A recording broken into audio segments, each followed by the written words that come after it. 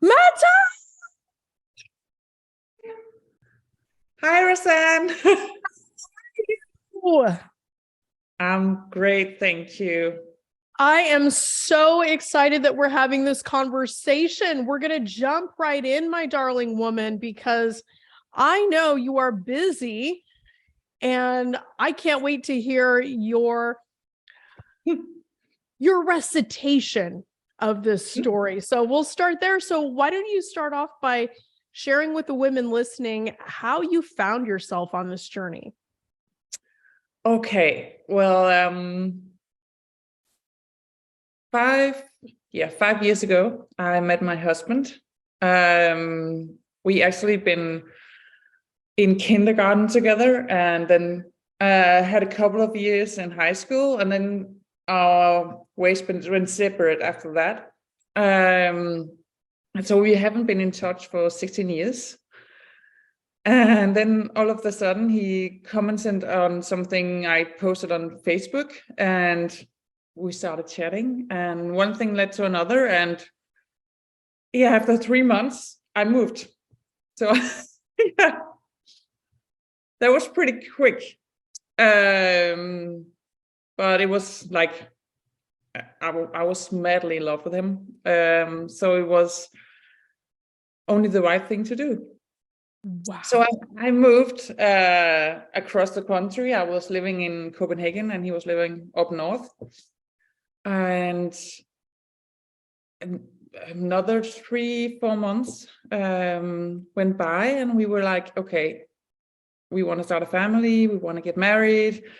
We had, normally you take this after some years, but also we had an age where you know what you want. You want the family. You want to get married, and okay, let's just have the talk.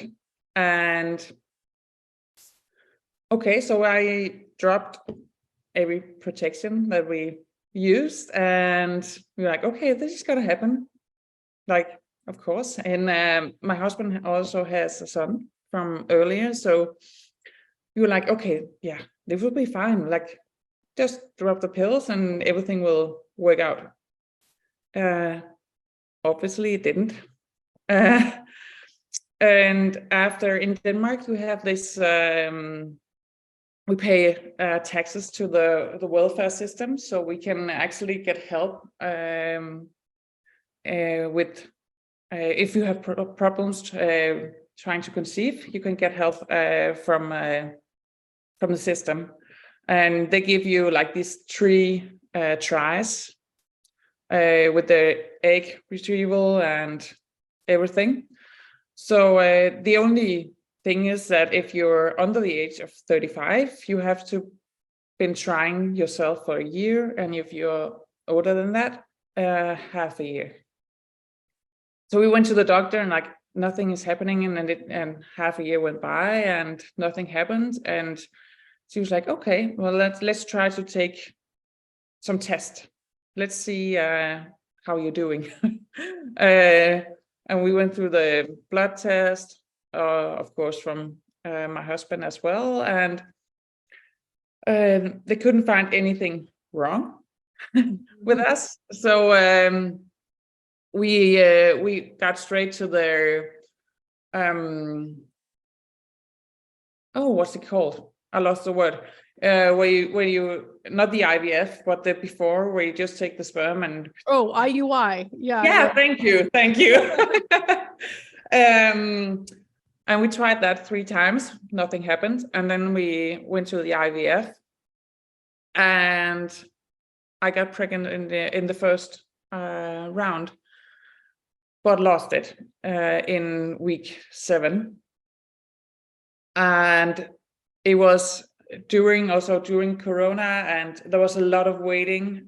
So we actually went to a private hospital because we were tired of all the wait. And in the public hospital, you can't be sure to get a space every month.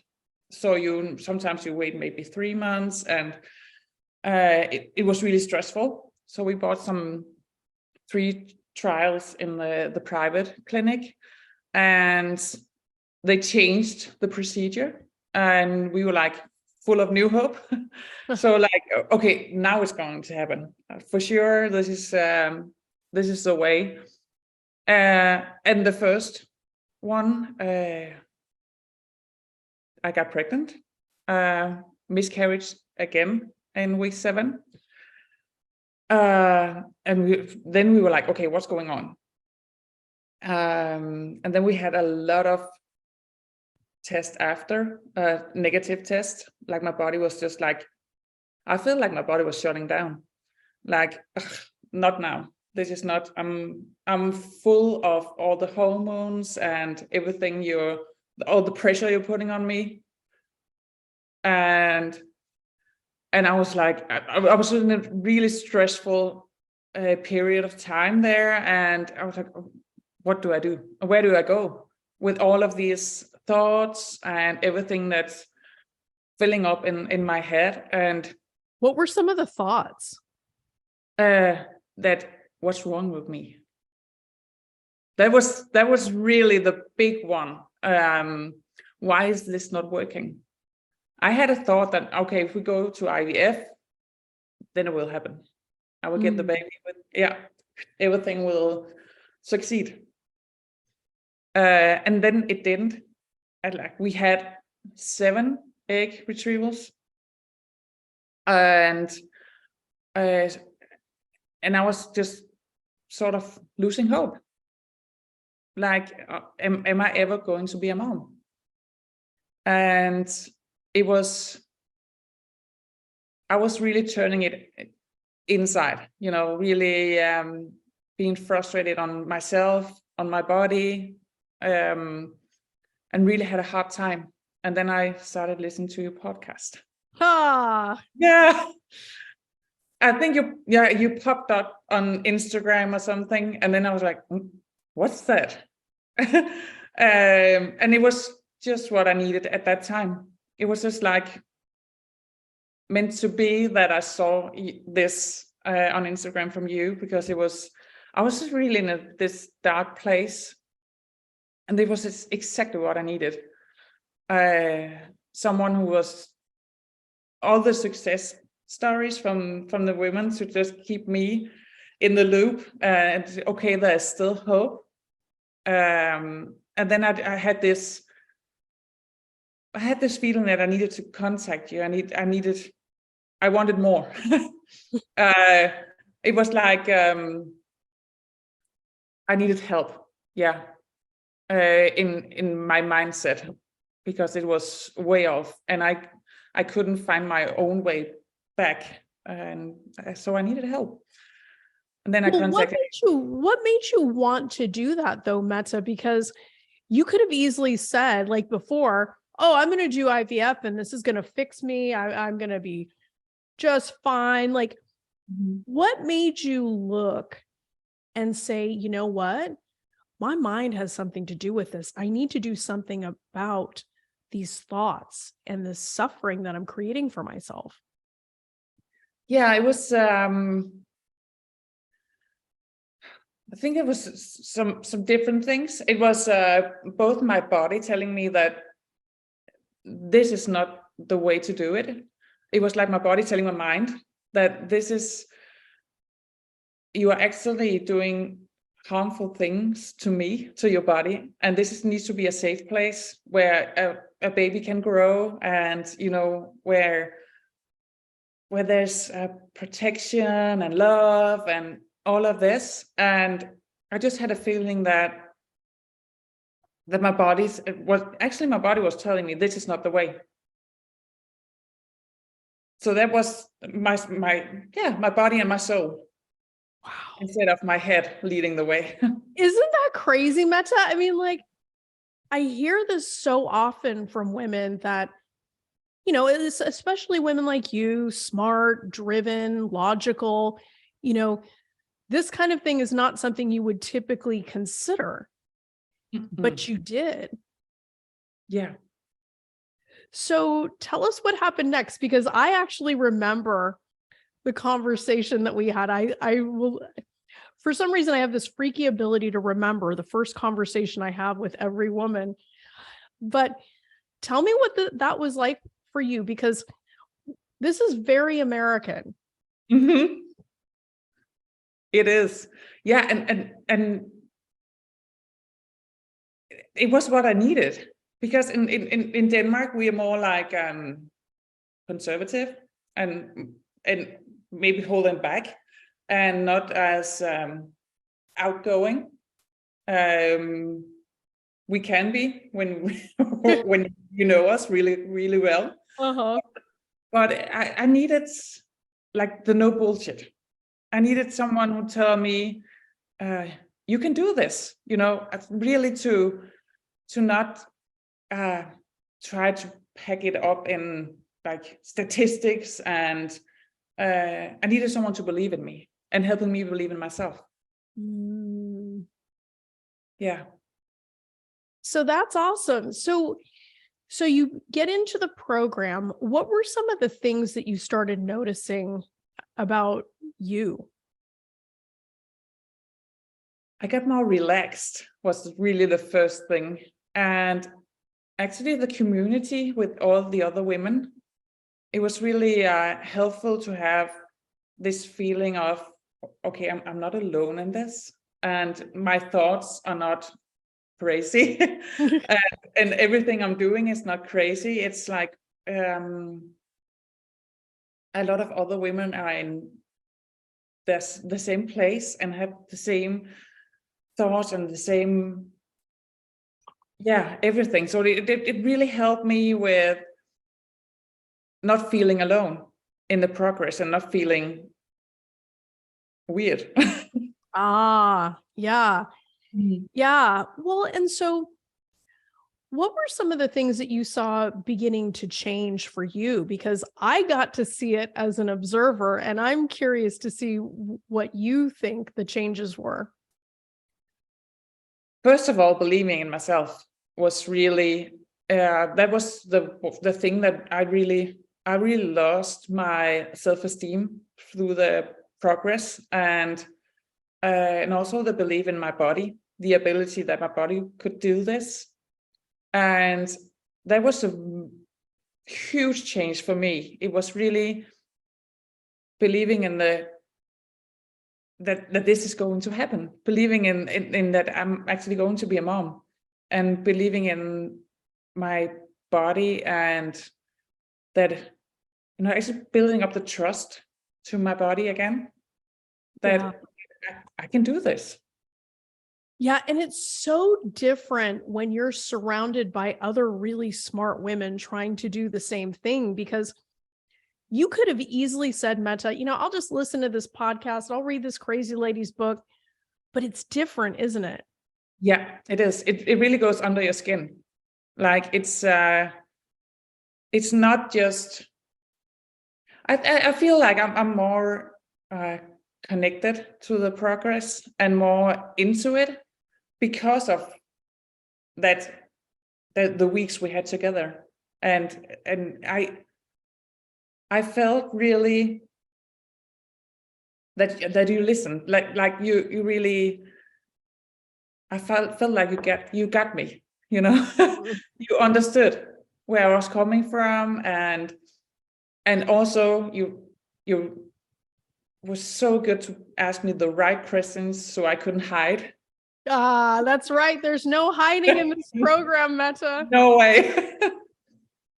I have a no woman left behind policy. I will come for you. Mm-hmm. So that's interesting. And so, okay, so by this time, you had 7 egg retrievals.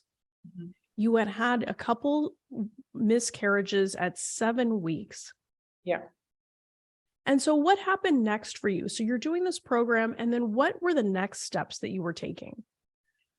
Actually, we had 1 egg retrieval left in the private clinic just after I started the program with you, and we did that, and that was actually the first time I was feeling like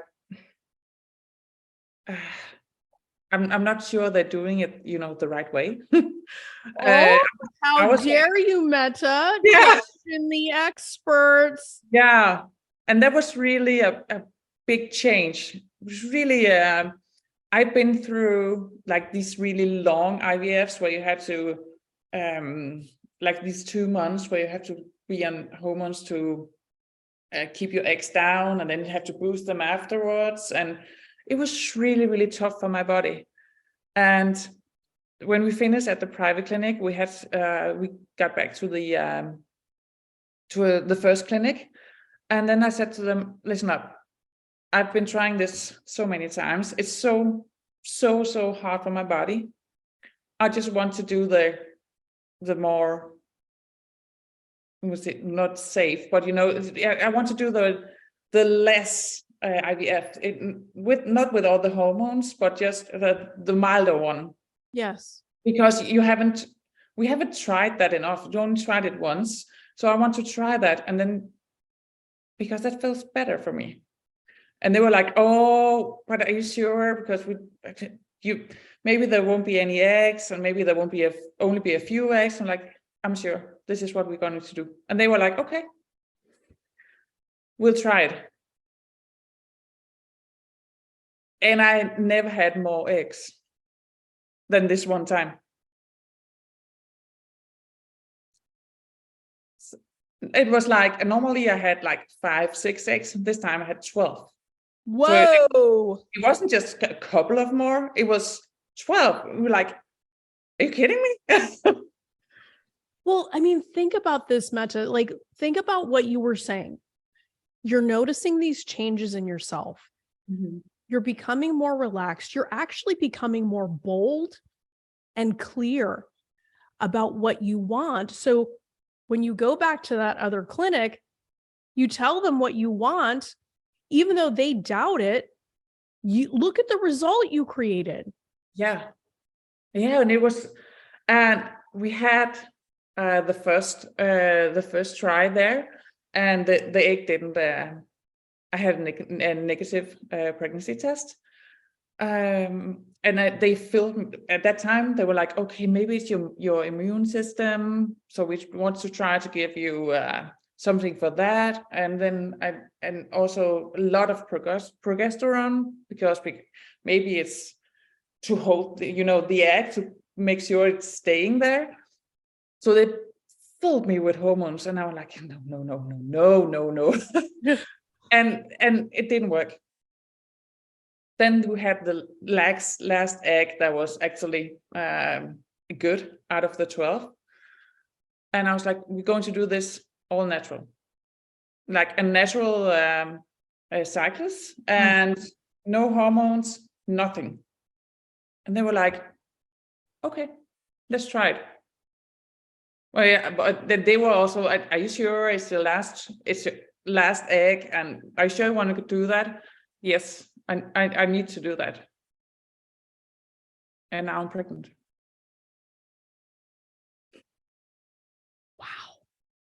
I mean, Mette, like, it just blows me away. How many weeks pregnant are you? 23. Wow. Yeah. I mean, here you are going from these IVF failures, miscarriage, all of these thoughts in your head, causing you to wonder, why is this happening to me? When am I ever going to be a mom? Is this ever going to happen? To you becoming more connected, more clear, more relaxed, and speaking your mind about what you want. And how dare you tell the clinic what you want, and now you are 23 weeks pregnant. Yeah, exactly.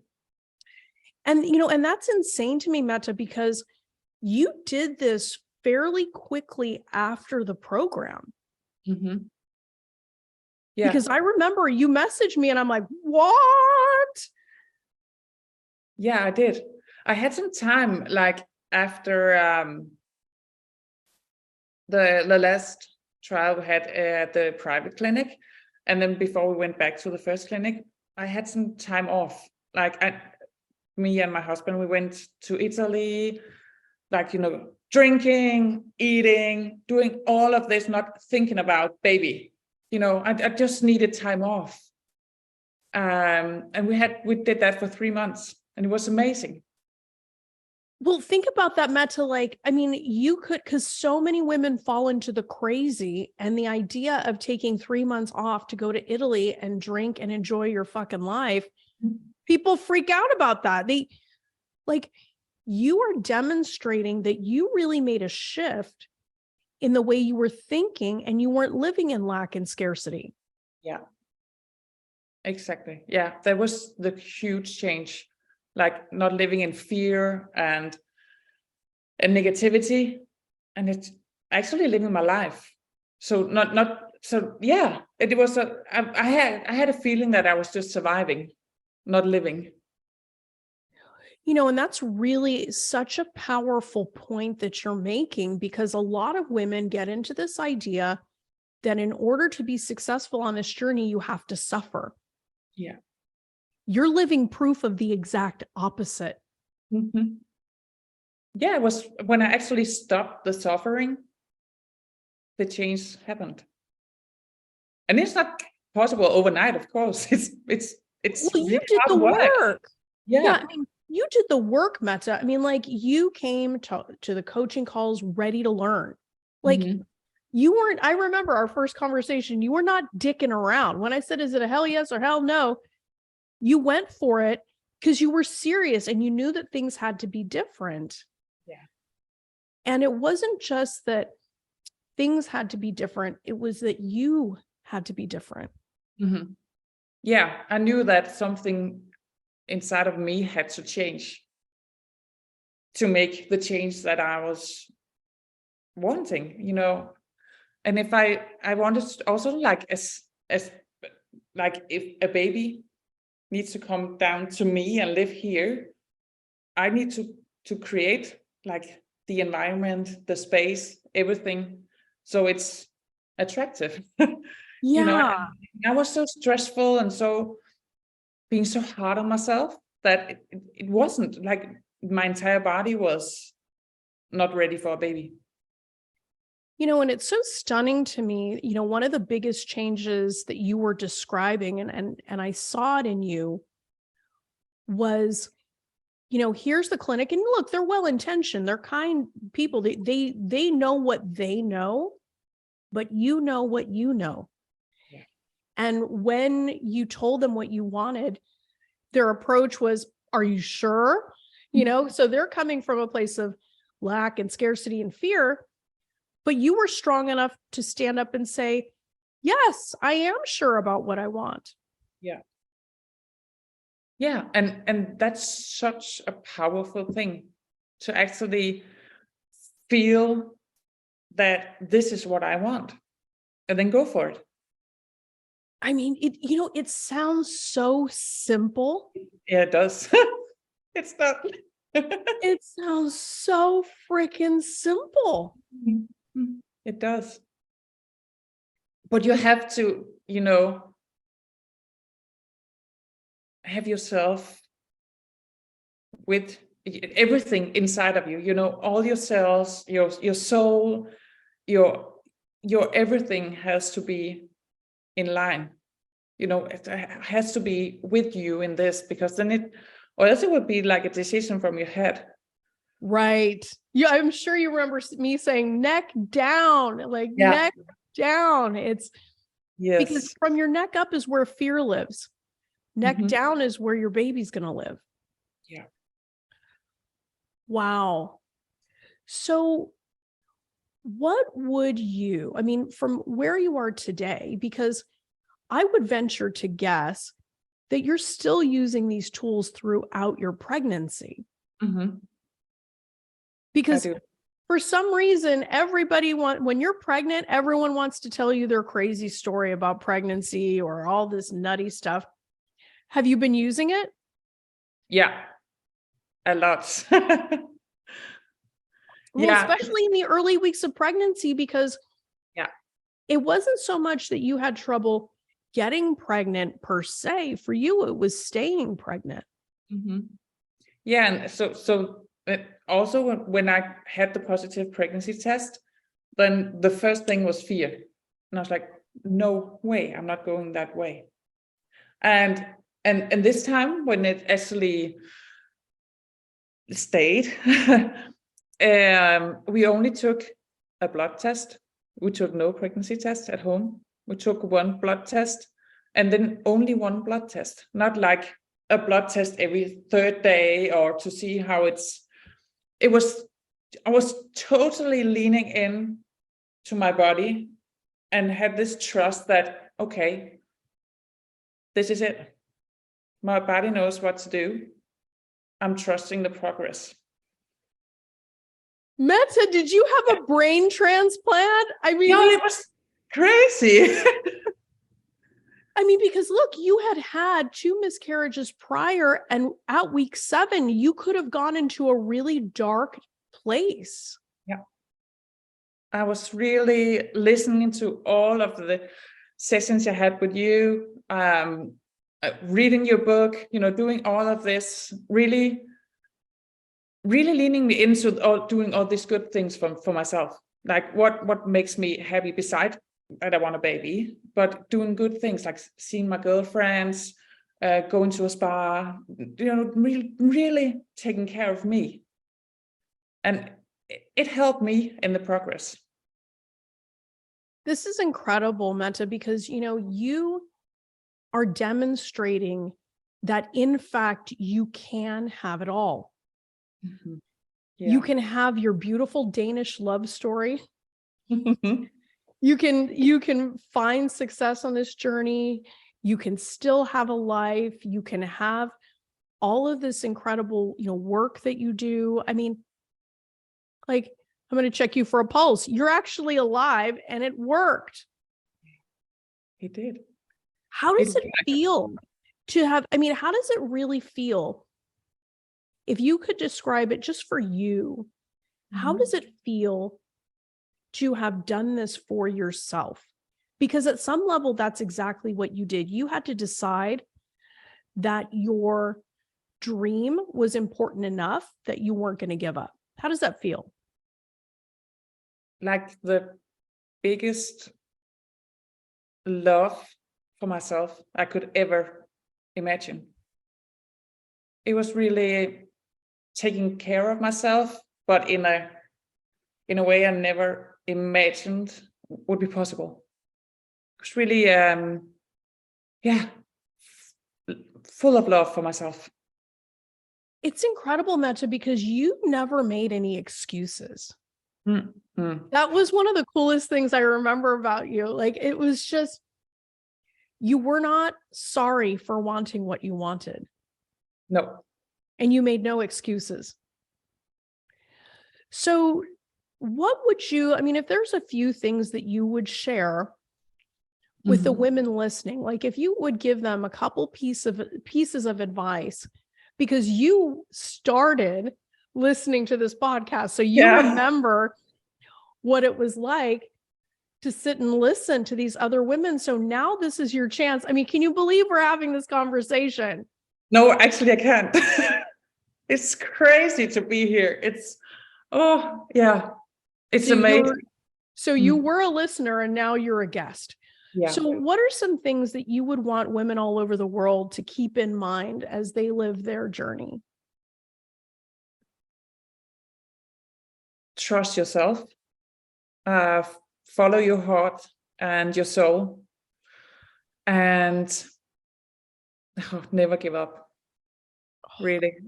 If your heart's in it and you know it is, never give up.